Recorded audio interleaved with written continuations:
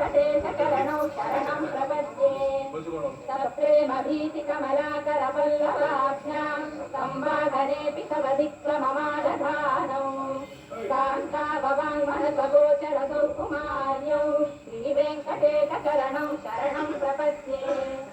लक्ष्मीमहीतरनुरूपनिजानुभावनीराजिदिव्यमतिशीतलपल्लवानाम् आरुण्यसङ्क्रमणशक्तिरसान्द्ररागौ श्रीवेङ्कटेशचरणौ शरणं प्रपद्ये विद्यानमस्मि शिवादिकिरीटकोटिप्रत्युत्प्रतिप्तनवरत्नमः प्ररोहैः श्रीराजनाविधिमुदारमुपादधानौ श्रीवेङ्कटेशचरणौ शरणं प्रपद्ये विष्णु पदे परमयुक्तिरप्रशंसौ यौमद्भौत्सहिति भोग्यदयाभ्युपासौ भूयस्ततेति तव पाणितलप्रतिष्ठौ श्रीवेङ्कटेशचरणं शरणं प्रपद्ये पार्थाय तत्सदृशसारथिनात्वयैव यौ दर्शितौ स्वचरणौ शरणं व्रजेति भूयोऽपि मध्यमिमतौ करदर्शितौ ते श्रीवेङ्कटेशचरणौ शरणं प्रपद्ये मन्मूर्तिकार्यकणे विकटाटमीषु श्रीवेङ्कटाद्रिशिखरे चिरतिस्तुतीनां नित्येत्यनन्यमनसां सममाहितौ ते श्रीवेङ्कटेशचरणौ शरणं प्रपद्ये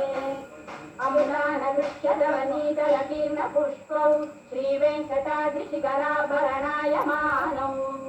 आनन्दिताखिलमनोनयनौ तवैकौ श्रीवेङ्कटेशचरणौ शरणं प्रपद्ये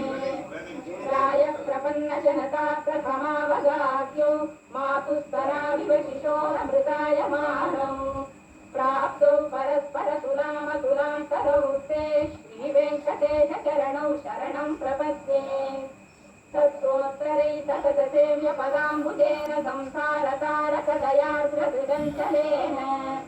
सौम्योपयन्तृमुनिनाममदर्शितौ ते श्रीवेङ्कटेशचरणौ शरणं प्रपद्ये तत्सोत्तरै सततसेव्यपदाम्बुजेन संसारतारकदयार्द्रसृजञ्चलेन सौम्योपयन्तृमुनिनाममदर्शितौ ते श्रीवेङ्कटेशचरणौ शरणं प्रपद्ये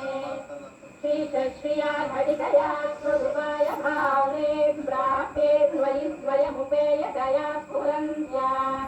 नित्याश्रिताय निरवध्य गुणाय तुभ्यं स्यां किं करो वृषगिरीश न जातुमस्यम्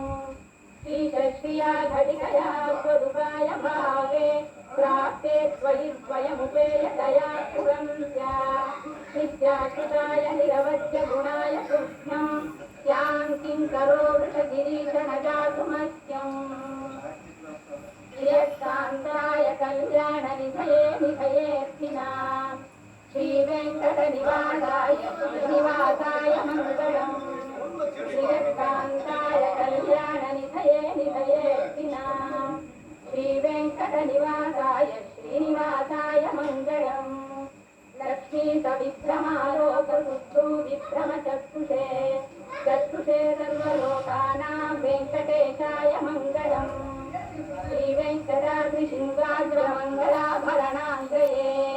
मङ्गलानां निवासाय श्रीनिवासाय मङ्गलम्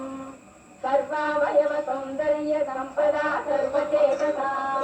सदा सम्मोहनायास्तु वेङ्कटेशाय मङ्गलम् नित्याय निरवध्याय सत्यानन्दचिदात्मने सर्वान्तरात्मने श्रीमद्वेङ्कटेशाय मङ्गलम् वदत्सर्वविदे सर्वशक्तये सर्वशेषिणे सुलभाय सुशीलाय वेङ्कटेशाय मङ्गलम् परस्मै ब्रह्मणे पूर्णकामाय परमात्मने प्रयुञ्जे परतत्त्वाय वेङ्कटेशाय मङ्गलम् आकारतत्त्वमशान्तमात्मनामनुपश्यताम् अतृप्यमृतरूपाय वेङ्कटेशाय मङ्गलम् प्रायस्त्वशरणौ पुंसां शरण्यत्वेन पाणिना त्वयादिशते श्रीमद्वेङ्कटेशाय मङ्गलम् दयामृततरङ्गिन्या तरङ्गैर्वशीकरैः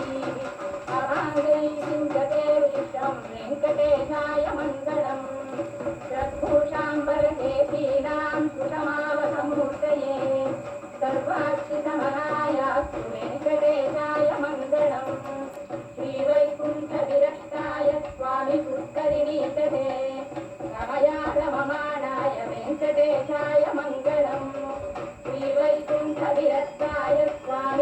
श्रीवेङ्कटेश्वरीतटे रमया रममाणाय वेङ्कटेशाय मङ्गलम् श्रीमत्सुन्दरजामातृमुनिमानसवासिने सर्वलोकनिवासाय श्रीनिवासाय मङ्गलम् शुक्लाम्बरधरं विष्णुं शशिवर्णं चतुर्भुजं प्रसन्नवदनं ध्यायेत् सर्वविघ्नोपशान्तये व्यासं वसिष्ठनप्तारं शक्तेः स्तोत्रमकल्मषम् पराशरात्मजं वन्दे शुकतातं